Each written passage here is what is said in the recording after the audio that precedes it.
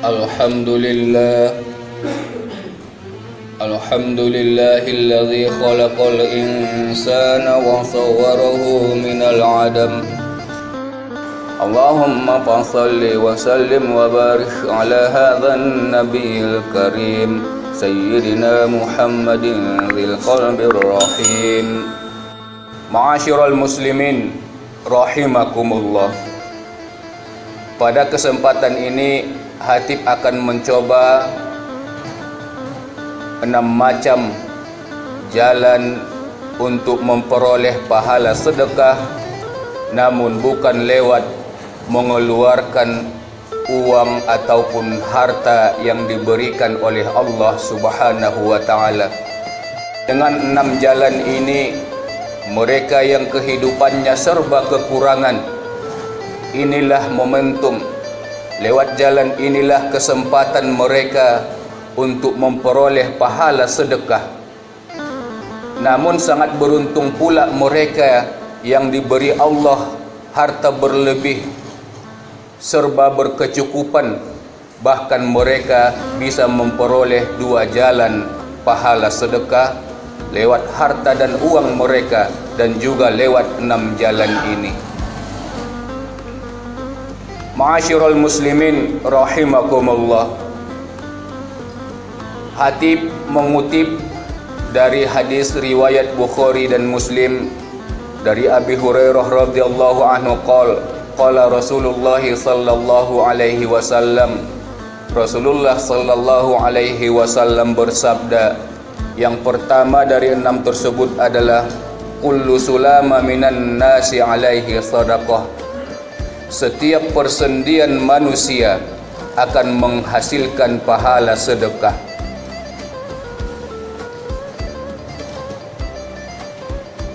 Apapun agamanya, dari persendian yang ia miliki, ia akan memperoleh pahala sedekah. Karena Nabi mengucapkan an-nas, bukan mukminin. Karena bila jumpa ayat ya ayyuhan nas, itu ayat Makkiyah, turunnya di Makkah sebelum Nabi hijrah. Seruannya untuk seluruh manusia, Islam ataupun tidak Islam. Ya ayyuhan nas, hei sekalian manusia. Tapi bila ayat ya ayyuhalladzina amanu, itu adalah ayat Madaniyah, turunnya di Madinah setelah Nabi hijrah, khusus untuk orang yang beriman. Nah, Nabi mengucapkan an-nas, berarti seluruh manusia. Namun jangan kita tergoda, tertipu dengan keadaan yang ini. Kenapa mereka juga memperoleh pahala sedekah? Memang iya, Allah berikan mereka pahala kontan. Artinya surga itu Allah berikan kepada mereka di dunia ini, tidak pernah di akhirat. Maka jangan heran bila usaha mereka tumbuh subur, sukses. Kalau ia seorang petani di Porsea sana, suburnya luar biasa. Hatib mantan petani, terkadang hasil yang kita peroleh tidak sesuai dengan harapan. Kenapa seperti itu? Karena untuk orang yang beriman, dunia ini bukan surga yang sesungguhnya. La aisha illa aishul akhirah. Kata Nabi, tidak ada kehidupan kecuali kehidupan akhirat. Kehidupan akhiratlah kehidupan yang sesungguhnya untuk orang yang beriman. Ma'asyiral muslimin rahimakumullah. Namun di sisi lain kita menang, yang beriman ini menangnya di mana? Ketika persendian itu kita pakai untuk yang terbaik, untuk segala sesuatu yang diridhoi oleh Allah, pasti pahala dari setiap persendian yang kita pakai, pahalanya jauh lebih besar. Satu contoh, kita ini sebentar lagi akan melaksanakan sholat Jumat. Pasti pahala kita tidak akan sama di sisi Allah Subhanahu wa ta'ala. Padahal sholat sama, pahalanya tidak akan sama. Begitulah antara kita yang beriman dan mereka orang yang kafir. Pahala dari setiap persendian tidak akan sama. Semakin terbaik ataupun semakin jalan yang diridhoi Allah kita pakai persendian tadi, maka akan semakin banyak pula lah pahala sedekah dari persendian yang ada. Lalu yang kedua, kata Nabi, kulla yaumin tadlu fihi syamsu ta'dilu baina itsnaini sadaqah. Setiap kali muncul matahari ataupun setiap hari engkau mengadili dua orang yang bertikai, maka engkau akan mendapatkan pahala sedekah, kata Nabi. Namun kalau kalimat ini memang terkhusus untuk mereka yang diberi jabatan sebagai hakim pengadilan negeri ataupun pengadilan agama. Ia adili manusia, dua orang yang bertikai, dengan sebaik-baiknya, tidak ada kezaliman dari hasil yang ia putuskan, maka hakim itu akan memperoleh pahala sedekah. Namun Allah terkadang mengasih kesempatan yang ini kepada kita. Bukankah kita memiliki tetangga? Bukankah kita memiliki saudara, kerabat dan lain sebagainya? Pasti di antara mereka itu terkadang bertikai bermasalah. Jadikanlah diri kita sebagai penengah bagi mereka. Kita persilakan salah satu untuk berbicara dan kita perintahkan yang lainnya untuk diam. Kalau perlu kita catat apa masalahnya. Setelah itu perintahkan lagi yang kedua untuk berbicara. Yang pertama kita perintahkan untuk diam. Kalau tidak akan ribut. Kalau bisa buat tempat yang berbeda untuk berbicara tadi, biar nggak ribut. Baru kita simpulkan. Kita jadikanlah diri kita sebagai penengah untuk mereka, maka kita akan mendapatkan pahala sedekah dari mengadili dua manusia yang bertikai. Lalu yang ketiga, wa tu'inur rajula fi dabbatihi fatahmiluhu 'alaiha.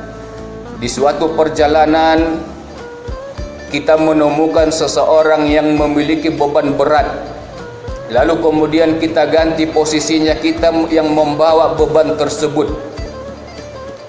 Au tarfa'u lahu 'alaiha mata'ah shadaqah. Atau yang kedua, kita bantu ia, kita angkat beban beratnya ke pundaknya ataupun ke kendaraannya, maka kita akan memperoleh pahala sedekah. Tentu kalau dari yang dua ini, yang pertama lebih besar pahalanya karena kita menggantikan posisi langsung orang tersebut. Lalu yang keempat, wal kalimatu thayyibatu shadaqah. Kalimat-kalimat yang baik yang kita ucapkan akan mengandung pahala sedekah. Maka wajar dalam surah Al-Baqarah ayat 263 Allah berfirman, a'udzubillahi minasyaitonir rajim. Qaulun ma'rufun wa maghfiratun khairum min shadaqatin yatba'uha adza. Wallahu ghaniyyun halim. Ucapan-ucapan yang baik, wa maghfiratun, dan menjadi orang yang pemaaf, khairum min shadaqatin, lebih baik daripada mengeluarkan sedekah, namun yatba'uha adza, diiringi dengan perilaku yang menyakitkan hati. Kita ucapkan subhanallah walhamdulillah wa la ilaha illallah wallahu akbar, maka akan memperoleh pahala sedekah. Namun tidak menghilangkan pahala awal dari ucapan itu. Berarti dalam hal ini kita akan memperoleh dua keuntungan. Seperti kata Nabi, subhanallah wa bihamdihi subhanallahil azim, akan memenuhi timbangan nanti di hari kiamat. Itu tetap kita peroleh. Dan yang kedua, kita akan memperoleh pahala sedekah. Ataupun seperti dalam hadis lain, ada sahabat menjumpai Nabi, ya Rasul, kehidupanku sangat sulit. Lalu Nabi berpesan, bacalah sebelum terbit fajar, subhanallah wa bihamdihi subhanallahil azim astaghfirullah. karena ini juga istighfarnya para malaikat. Baca 100 kali, maka kekayaan akan mendatangimu. Kekayaan akan mendatangi kita, pahala sedekahnya juga akan kita peroleh. Jaddidu imanakum bi dzikri la ilaha illallah, kata Nabi, perbaiki, perbaharuilah iman kamu dengan zikir la ilaha illallah. Kita ucapkan la ilaha illallah sebanyak-banyaknya, seperti dalam hadis, iman kita semakin baik, juga tidak luput daripada pahala sedekah. Tetangga kita memiliki anak yang begitu nakalnya luar biasa, lalu kemudian kita nasihati, ini pun akan memperoleh 2 keuntungan. Keponakan dan lain sebagainya, kita beri mereka nasihat. Bila mereka berada di dalam kesalahan, maka kita akan memperoleh 2 keuntungan. Ma'asyiral muslimin rahimakumullah. Lalu yang kelima, wa bi kulli khutwatin tamshiha ila shalah sadaqah. Setiap langkah yang kita gunakan untuk menunaikan salat, maka akan memperoleh pahala sedekah. Semakin banyak langkah kita menuju tempat salat, maka akan semakin banyak pahala sedekah yang kita peroleh. Bagaimana pula mereka yang naik kendaraan menuju tempat solat, itu pun Allah itu maha adil. Allah tidak pernah, walaysa bizzallamin lil abid, kata Allah dalam Al-Quran, Allah mustahil menzolimi hamba-hambanya. Setiap minyak yang keluar, ban yang aus dan lain sebagainya, itu nanti akan dihitung oleh Allah subhanahu wa ta'ala. Kebaikan sebiji zarrah akan dibalas, keburukan sebiji zarrah juga akan dibalas oleh Allah subhanahu wa ta'ala.